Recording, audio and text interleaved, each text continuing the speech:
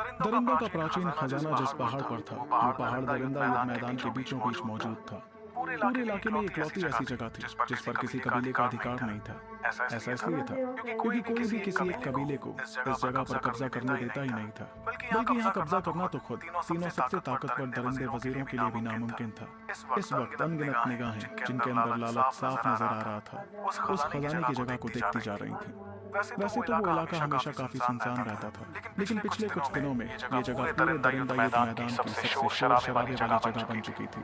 न सिर्फ इस जगह पर हर तरफ से बड़ी बड़ी फौज आ चुकी थी, बल्कि दरिंदा युद्ध मैदान के बाहर से भी बहुत से कबीले बहुत लंबा रास्ता तय कर यहाँ आए थे। जाहिर सी बात थी कि इस खास खजाने का नाम हर तरफ मशहूर जो था। फिलहाल वो पूरा पहाड़ लोगों से खचाखच भरा था, जिसके बावजूद अनगिनत लोग वहाँ आते जा रहे थे।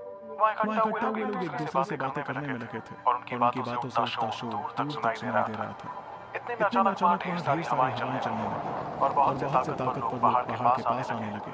इन लोगों की शक्तियों में एक अजीब जंगलीपन और खूंखार एहसास महसूस किया जा सकता था, और वो देखने में किसी काले बवंडर की तरह लग रहे थे। इन लोगों को देखते ही पहाड़ पर मौजूद लोगों में बातचीत शुरू हो गई।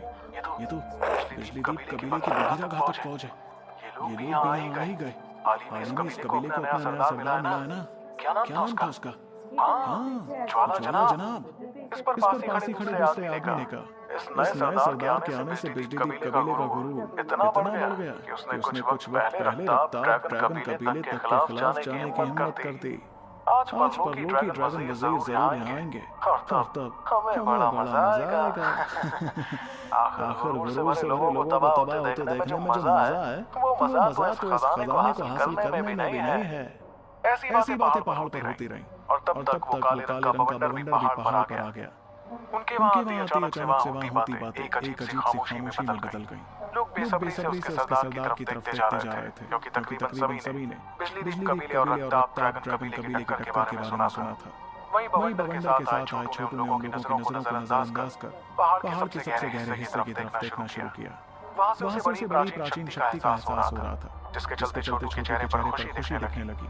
ये प्राचीन एहसास तो थोड़ा बहुत वैसा ही है जैसा प्राचीन भाषाओं से महसूस होता है। इतने में छोटू ने कुछ महसूस कर अपनी नजर उत्तरी दिशा में की, जहाँ उसे लाल रंग की रोशनी आगे बढ़ती हुई दिखी। इस रोशनी में बेशुमार ताकत थी, जिसे महसूस कर आसपास के लोगों के चेहरों पर हल्की फिक्र दिखने लगी। तब छोटू ने देखा कि उसके पास ही खड़े शेरा के चेहरे पर घबराहट दिख रही थी, जिसे देखते ही छोटू ने कहा, तुम्हारे चेहरे से तो लग रहा है कि लाल रोशनी रफ्तार ड्रैगन कबीले की है, और शायद उन लोगों के साथ होगा परलों की ड्रैगन वजीर।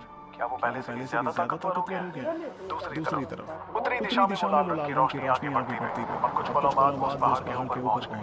यह एपिसोड सुपर योद्धा फैन क्लब से लिया गया है। टेलीग्राम की सर्च ऑप्शन में सर्च कीजिए सुपर योद्धा फैन क्लब, जिसमें 6600 प्लस मेंबर्स हैं। बोहेमियन चैनल है, ऑनर एग्जिट ऑफिशियल का सैलाब मौजूद था। दोनों आदमियों को देखते ही छोटू के चेहरे पहचान गया था। ये वही दो योद्धा थे जो महीने भर पहले बिजली दीप कबीले आए थे लगान वसूल करने। इस दौरान सैलाबों के बीचों बीच चार बड़े लाल रंग के अजगर दिखाई दे रहे थे। वो एक आलीशान सिंहासन को संभाल रहे थे। इस सिंहासन पर बैठा था एक बेहद शक्तिशाली और खूंखार योद्धा, जिसके नाम से ही दरिंदा युद्ध मैदान के ज्यादातर कबीले कांप उठते थे। ये योद्धा था तीनों सबसे ताकतवर वजीरों में से एक, परलों की ड्रैगन वजीर। वहीं रफ्तार ड्रैगन कबीले के लोगों ने वहां आकर अपनी नजरें घुमाते हुए इस दिशा में देखा जहां बिजली दीप कबीले के योद्धा मौजूद थे।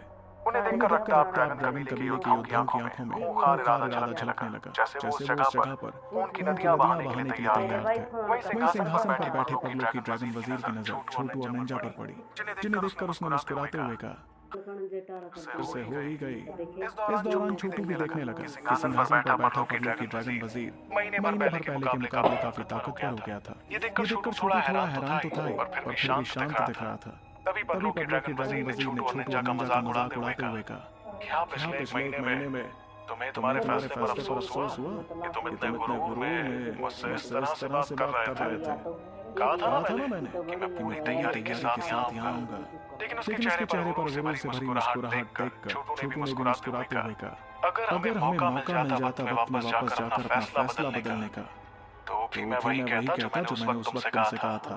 छोटू को उससे इस तरह बात करते थे पर लोकी ड्रैगन वजीर के चेहरे की मुस्कुराहट धीरे धीरे गायब होने लगी। वो एक झटके में अपने सिंहासन से खड़ा हुआ और आंखों में बेरहमी और जानलेवा इरादे के साथ कहने लगा, ऐसे मकाम पर आने के बाद भी तेरी इतनी हिम्मत कि तुम मुझसे इस तरह बात करेगा।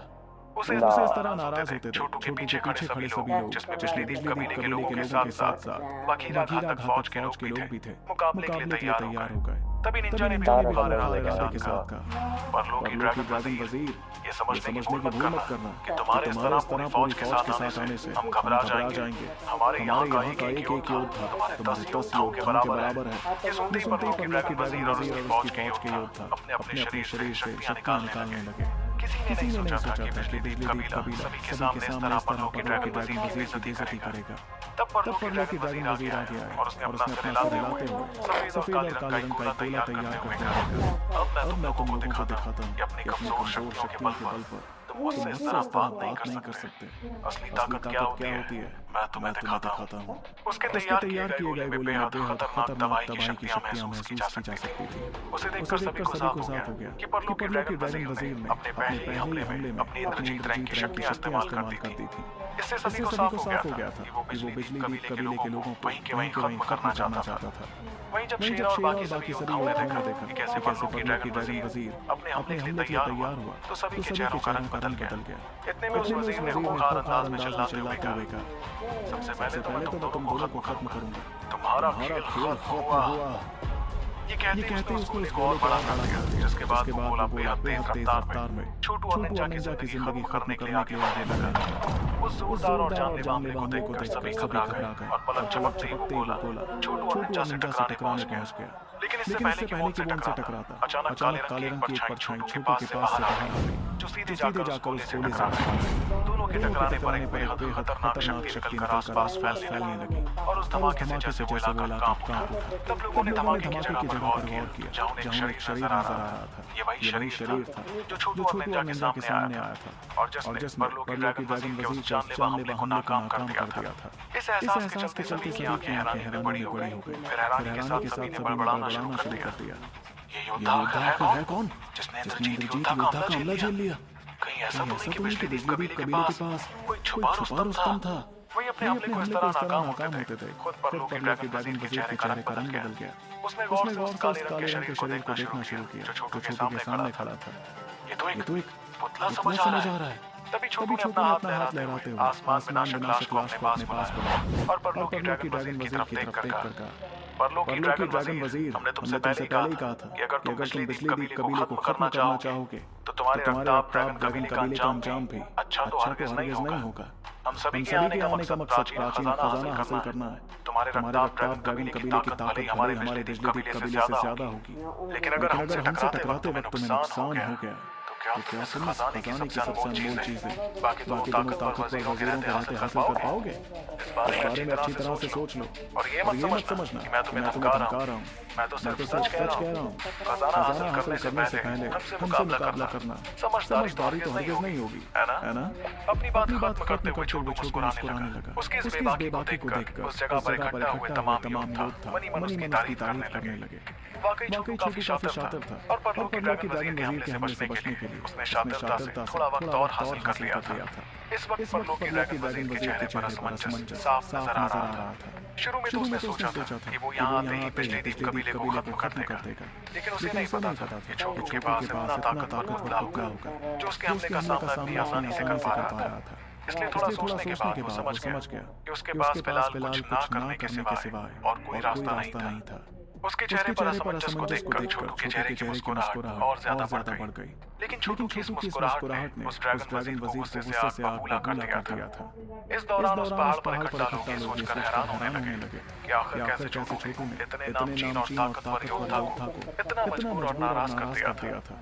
उस जगह की खामोशी बरकरार थी कि तभी एक हंसी उस जगह पर सुनाई पड़ी। पर लोकी ड्रैगन वजीर लगता है कि इस बार तुम्हें शर्म के मारे कहीं छुपना पड़ जाएगा। इस लड़के ने तो सरेआम तुम्हारी इज्जत की धज्जियां उड़ा दी। इस हंसी के साथ ही तेज हवाएं चलने लगी और बहुत से लोग उस जगह पर आते दिखे। इन लोगों में इकट्ठा पहलवान था जो सोने से बना कवच पहने हुए था और हाथ में एक मोटा सरिया लिए हुए था। अगर बात अगर बात ताकत की होती होती तो उस तो आदमी उस की आदमी की शक्तियां शक्तियां परलोकी परलोकी ड्रैगन ड्रैगन वजीर वजीर जितनी जितनी ही ताकतवर ताकतवर थी। थी। वहीं उस वहीं आदमी उस के आदमी के बाद बाद ही लोगों ने आवर्ते हुए कहा, कहा, ये लो इस इलाके के 3 सबसे ताकतवर वजीरों में से एक स्वर्ण बंदर कबीले यह एपिसोड सुपर योद्धा फैन क्लब से लिया गया है। टेलीग्राम की सर्च ऑप्शन में सर्च कीजिए सुपर योद्धा फैन क्लब, जिसमें 6,600 प्लस मेंबर्स हैं। बोहीरियल चैनल है, ऑनर एक्सिट ऑफिशियल। यानी खत्म कर देता। वैसे वैसे भी पिछली बार तुम्हें अनमोल खजाना तो तो हासिल हो ही गया था। ऐसे में तुम कहीं इस बार भी सबसे खास खजाना हासिल करने के लिए हमसे टकराने के बारे में तो नहीं सोच रहे हो। छोटू ने अपनी नजरें उस आवाज की दिशा में की जहां उसे काले बादल नजर आ रहे थे। इन बादलों के बीच खड़ा था काले रंग का एक आदमी जो देखने में बड़ा ही खतरनाक लग रहा था। ये आदमी था आखिरी बचा सबसे ताकतवर वजीर, असुरगिद कबीले का असुरगिद वजीर। इसका मतलब साफ था कि दरिंदा युद्ध मैदान के तीनों सबसे ताकतवर योद्धा उस जगह पर इकट्ठा हो गए थे। बाकी दोनों ताकतवर वजीरों के आने के बाद उस जगह की शक्तियों में काफी खलबली मचने लगी। जाहिर सी बात थी कि इंद्रजीत वहां पहले से था, और अब जो कि दो और वहां गए थे, इसलिए कुदरती शक्तियां खुद को संभाल नहीं पाई। तीनों के वहां जाने पर लोगों की आंखों में दिखता खौफ और ज्यादा बढ़ गया था। वही छोटू भी तीनों को देखने लगा और उनकी शक्तियां महसूस कर थोड़ा परेशान दिखा। इतने में आसमान में खड़े परलोकी ड्रैगन वजीर ने दोनों की तरफ देख कर कहा, तुम लोग तो बड़ी जल्दी आ गए। इस पर स्वर्ण बंदर वजीर ने हंसते हुए जवाब दिया, कैसे नहीं आते? आखिर ऐसा मौका 3 साल में सिर्फ एक बार जो आता है। अगर हम देर से आते तो तुम्हारा लालची रफ्तार ड्रैगन कबीला अंदर जाकर सबसे अच्छे खजाने हासिल कर लेता।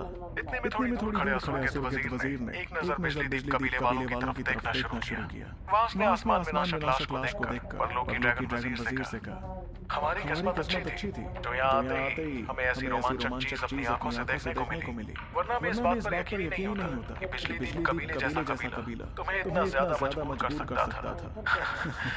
जितना मुझे याद है ये कबीला तो तुम्हारा गुलाम हुआ करता था ना। ऐसे में अब अचानक ही क्या हो गया? छोटू उसकी बातें सुनकर थोड़ा परेशान दिखने लगा। उसे समझ आ गया था कि असुरगिद वजीर उसकी और परलोकी ड्रैगन वजीर की लड़ाई कराना चाहता था। जाहिर सी बात थी कि ऐसी लड़ाई से उसे और उसके असुरगिद कबीले को बहुत ज्यादा फायदा जो होता। लेकिन परलोकी ड्रैगन वजीर ने अपना सिर हिलाते हुए कहा, असुरगिद वजीर, अब तुम इस तरह मेरा मजाक उड़ाना बंद भी करोगे? ये जो लड़का तुम देख रहे हो ये कोई मामूली चीज नहीं है। सच कहूं तो इसके सामने तो तुम्हारी हंसी भी गायब हो जाएगी। अगर मेरी बात पर यकीन नहीं है तो खुद आजमा कर देख लो। ये सुनते ही असुरगिद वजीर की शैतानी नजर छोटू की तरफ हुई, जिसे देखकर छोटू अपनी थोड़ी शक्तियां बाहर निकालने लगा। लेकिन तभी उस असुरगिद वजीर ने कहा, ऐसी बात है, लेकिन मेरी तो इनसे कोई दुश्मनी है ही नहीं। ऐसे में इस लड़के की ताकत आजमाने का मेरे पास कोई मकसद ही नहीं है। परलोकी ड्रैगन वजीर, तुम्हारा इस तरह मुझे उकसाना किसी काम नहीं आया। जाहिर सी बात थी कि वो वजीर बेवकूफ नहीं था। वो भी आसमान में नाशक लाश की खतरनाक शक्तियों को महसूस कर पा रहा था। ऐसे में अपने पैरों पर कुल्हाड़ी तो हरगिज़ नहीं मारने वाला था।